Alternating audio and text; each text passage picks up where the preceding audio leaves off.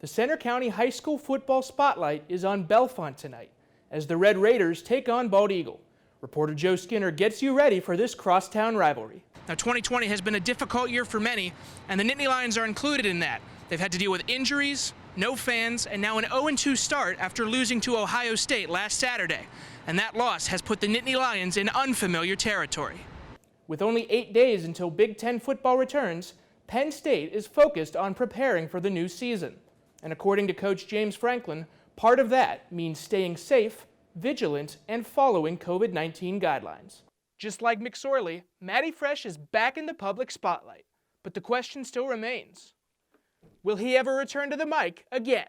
Now, Penn State comes into this game as the overwhelming favorites, but Coach Franklin knows that Maryland is going to bring a lot of fire, especially after last year's blowout loss.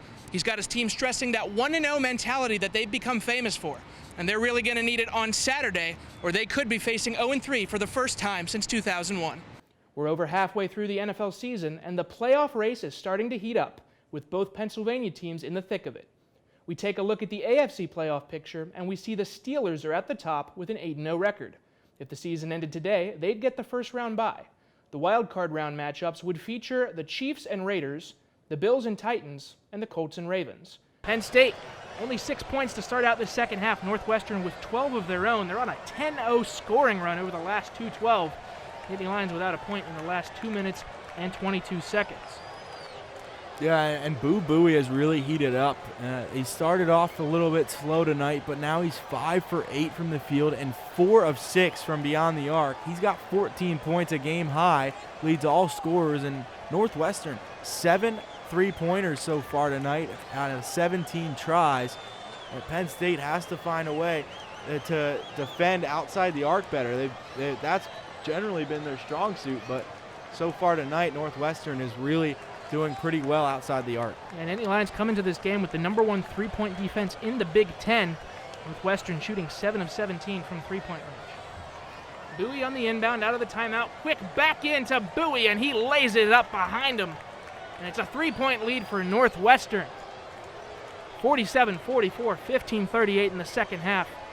And the Wildcats stay hot. Myron Jones has it. Wheeler tries the 3, and he gets it to go. Much needed 3 for Penn State, and it's a tie game once again. Wildcats will go back on the offensive end. Buie bringing it across court, guarded by Wheeler. Now to Nantz. Nantz goes to Kopp. Kopp with an inside lane, but Brockington shuts it down, so a forced shot from Kopp doesn't go. Rebounded by Lundy, but he commits a foul in the process. And it seems like it'll be a turnover. Ball will stay on this end. John Hara kind of got lost defensively on the inbound pass from Northwestern on that last possession. He didn't guard Buie, who was the one who passed it in, and Buie just cut right back in, and it was an easy lay-in for Buie, and now he has a game-high 16 points. So Nantz will take a seat on the bench as Northwestern retains possession in this tie ball game. Quick turnover, errant pass. Lundy comes down with it, leaves it for Brockington. Brockington with a one-handed slam gives Penn State the lead, 49-47. Brockington with 15 on the night. Explosive play to give the Nittany Lions the lead, and now Northwestern has to get back to work quickly. Open look there for Young, decides not to try his luck and leaves it for the teammate instead. Now Young will try to work inside, instead kick out. Miller Kopp from 3, that's a spot he likes. And he misses. And we have a stoppage, could have been a foul. Take a look at this play once again. Nice reach for Lundy, leaves it for Brockington, and immediately flies in from the left side. Of course, Brockington left-handed, that's his strong side. That's one that's going to be on the ESPN top 10, I think. And so it ends up just being a turnover, and just like that, Myron Jones puts more juice back into it with a 3 of his own. Penn State leads by 5. 8-0 scoring run for the Nittany Lions in the last minute and a half, a complete change from what we were just seeing a couple minutes ago. Now the pressure is on Northwestern to get points back on the board, trailing by 5. Working on Hara and getting the glass and in, Ryan Young back to a 3-point game. Quick tempo, back and forth, that's the way Penn State likes to play. Hara has it at the point, gives it to Wheeler. Wheeler tries cutting into the paint, But he's blocked, has to go outside, nearly turned over, but Jones is able to haul it in. Jones working on Barron, has to kick it back out to Wheeler. Wheeler double teamed at the logo. 10 to go on the shot clock. Now Lundy with it, over to Brockington on the near side. Brockington step back, long two off the front iron, rebounded by Jones. Jones lays it up and puts it in. Myron Jones heating up. He's got 12 on the night. Penn State leads by 5. Northwestern back on the offensive end, trying to steal a game here at the Bryce Jordan Center. Two teams near the bottom of the Big Ten standings, an important game for either one. Northwestern trying to snap a 6-game skid. Penn State looking for just their second Big Ten win. Moving inside is Miller Kopp, and he gets blocked by Hara, but it's a little too much contact. That's going to be seems like it'll be Hara's third foul. Yeah, Hara just kind of let him get by him and then didn't really have a ton else he could do besides just kind of swat from over his back and fouled Kopp in the process. We expect Hara will be taken out after the first free throw, as he has 3. And sure enough, he goes to the bench as the first one goes through for Kopp. 54-50 the score, 13-13 remaining. Hara, an important piece of this team, is the tallest starter, but he has to take a seat on the bench with 3 fouls. Kopp sends the second one, and it goes in. 54-51 is your score. Buttrick is who comes in for Hara. Buttrick with only a couple minutes in the first half. Wheeler running point for the Nittany Lions, lead by 3, 13 minutes to go in the second half. Wheeler at the top of the perimeter. Dishes it to Brockington. Brockington goes back to Wheeler. And now Brockington with a nice pass goes inside off the right side, hesitates, puts it up, no good. Rebounded by the Wildcats. Northwestern trailing by 3. Ryan Greer at the point for the Wildcats. 12:39 on the clock. Guarded by Brockington, passes to Gaines. Gaines goes back to Kopp. Kopp been playing well in the second half, but he nearly loses it there. Gets his own drop. And now back to Young. Young goes to Gaines. Gaines from 3 with the shot clock expiring. No good. Jones is there for the rebound. Buttrick thinks about the 3 for a second, but he's double teamed. Has to go back out to Jones on the far side. Now back to Buttrick. This time he'll try the 3, and it's good. Trent Buttrick comes in and puts up a triple, and Penn State leads by 6. Big shot for Buttrick. Hara has to come out for foul trouble. Buttrick comes in and makes a big bucket. Now Northwestern quickly down on the other end. Ryan Young working on Buttrick. Young goes inside, gets it off glass and in. 57-53 the score, 11:47 in the second half. Brockington in the near side corner, guarded by Young. Goes back up to the point for Wheeler. Wheeler goes for a long 3 near the logo, off the front iron, off the glass, and rebounded by Young. Kopp has it on the near side, guarded by Brockington. Now Ty Berry in the game for the Wildcats. Sees an open lane for a minute and has to retreat once Brockington is there. Now he'll try the 3, and Berry drains it. Ty Berry with the 3, and he makes it a 1-point game. 57-56 the score in the Bryce Jordan Center. Now Penn State slowing it down, usually a team that likes to play quick tempo. But they'll set up the play here instead, leading by 1. Lundy gets the feed inside, tries the off-balance shot from the paint, does not even come anywhere close to the hoop, and it's an easy board for the Wildcats. Lundy had Brockington wide open in the corner and didn't see him, ended up airballing. Now Young working on Buttrick, gets the spin, and off the glass, Buttrick a mental lapse there on defense. And that'll give Northwestern the lead once again, 58-57 the score. 3 of the last 3 field goals for the Wildcats have gone. Back here in Beaver Stadium, Nittany Lions taking on the Iowa Hawkeyes. They trail 31-13. Iowa offense out right now, facing 1st and 10 with 3:01 left to go. In Penn State territory, it's another handoff to Sargent. Sargent makes a good run once again on the left side. Carries a couple defenders with him, and it seems like he'll be brought down just shy of the line to gain. Be second in 1 or maybe inches. And back-to-back runs there for Sargent. We were saying it right before we went to break that how much they've got to him. He's now up to 59 yards on the day, a couple of touchdowns as well. Just enjoying a really solid game on the ground. 31-13 is your score. 2:30 to go in the third quarter. 2nd and 1 it is for the Hawkeyes. Petrus under center, 2 receivers to the right, 2 in the backfield. And this time he'll do the play action, lobs it up into the air in the direction of Brandon Smith, but nobody home. The pressure got to Petrus pretty quickly, and he just had to get rid of it. Yeah, for an offensive line that coming into the game had only allowed 3 sacks all season, Penn State, especially in the second half, has done a good job of getting to Petrus and making him act quick. We were talking earlier about how with Iowa fans there's some growing pains here and there with the quarterback. He's not great when the pocket collapses and he has to scramble, and that right there, he kind of just gave the ball away rather than try and run and maybe find an open receiver. You mentioned only 3 sacks allowed by Iowa going into the game. Penn State has doubled that as Petrus will take the direct snap up the gut, and he's got the first down and more. Takes the ball to about the Nittany Lions 34-yard line. It'll be another first down coming up for the Hawkeyes. Well, he ran in a touchdown earlier in this half, and there he again muscles forward. We said it, he's a big guy, stands at 6'5", and the redshirt sophomore just, using the offensive line there to help him continue to pound forward. Potabom may have been in as well to help with an extra yard or 2, and that gives the Hawkeyes another first down. We finally got the numbers updated. Now Sargent is just 3 yards shy of a 100-yard game. We'll see what the Hawkeyes do on 1st and 10. Petrus under center. Fake handoff to Goodson. Instead, he'll look to pass. Pressure comes immediately once again, and he has to lob it away. Penn State was in his face again for the 2nd straight time. It's 2nd and 10 for the Hawkeyes.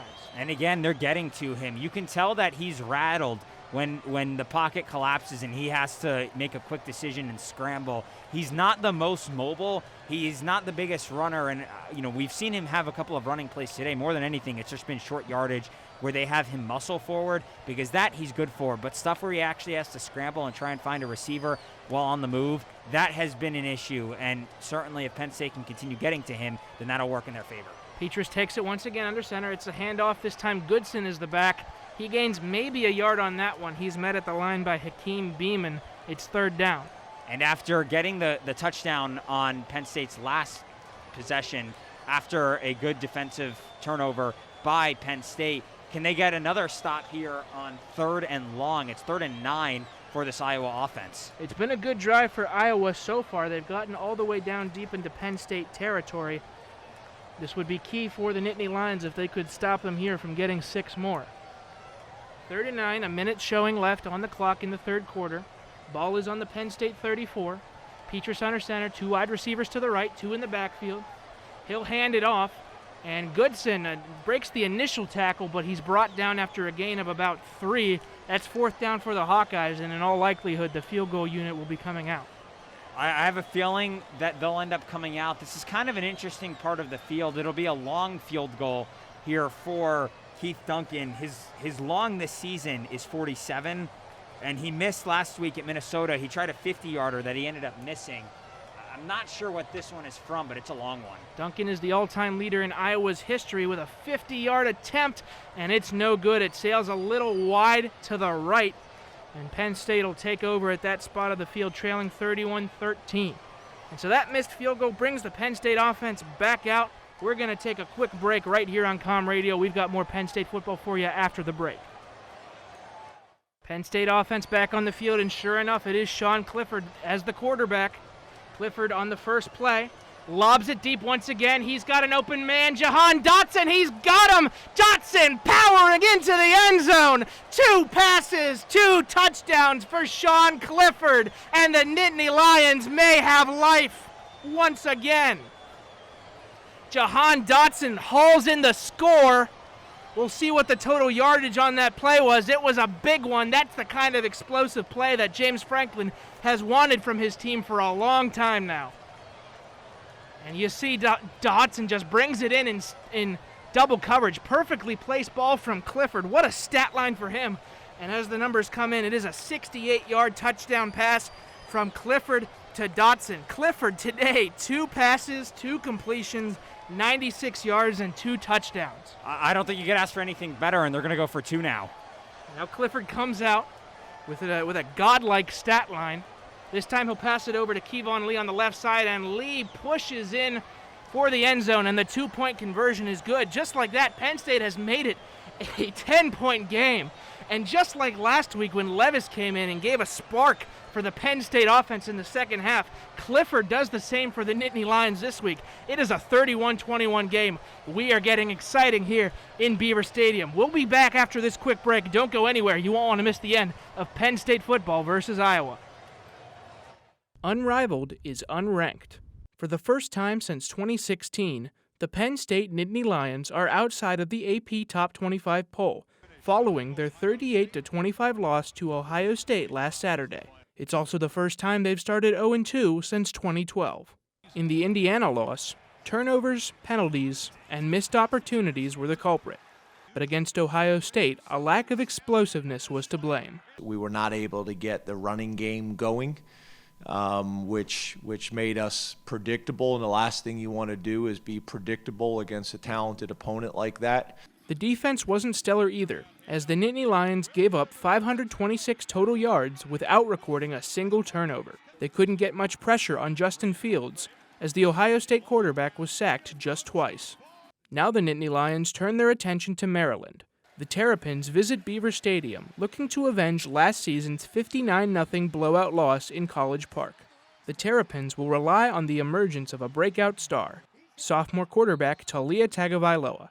The younger brother of former Alabama QB Tua, Tagovailoa earned his first win in a Maryland uniform last Friday, as his 394 passing yards and 5 total touchdowns powered the Terps to a 45-44 win over Minnesota. We got a hot quarterback coming in here, and whenever you got a hot quarterback in college football or the NFL, you got a chance. So it's going to be a tremendous challenge. Penn State will have to find a way to contain Tagovailoa, or the Nittany Lions could be on upset alert. In State College, I'm DJ Bauer for the Center County Report. One Penn State sports icon is back in the public eye, and his name is Trace McSorley. Fans know McSorley as one of the university's all-time great quarterbacks. But why is the now NFL backup trending all over social media? For that, you can thank Matty Fresh. He's my favorite quarterback of all time. I mean, he was a legend. He was a hero here. Matt Freiler, known by his musical nickname Matty Fresh, is a recent Penn State broadcast journalism graduate. But that's not his only interest. As far back as 2014, Freiler has written and performed a number of rap music parodies. 2 years ago, he released Trace McSorley to hype up the quarterback's senior season. But now, Trace McSorley has resurfaced, as it was featured in a TikTok video from the official NFL account last weekend. Since then, Freiler's original YouTube video has exploded with nearly 1 million views in just the past week. I can't believe it. I thought that with something like this, that maybe I wouldn't get much credit. So the fact that people are actually going on Google or YouTube, wherever they're going, and finding it, that's really cool. Just like McSorley, Matty Fresh is back in the public spotlight.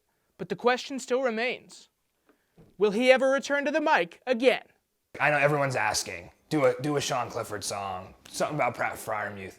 It's not about that. We can't just do this every year, or it's going to be more about me than it is about the players. So to the players, I would say you got to earn it. With Penn State football set to return this month, maybe one player will turn enough heads to warrant a new Matty Fresh beat.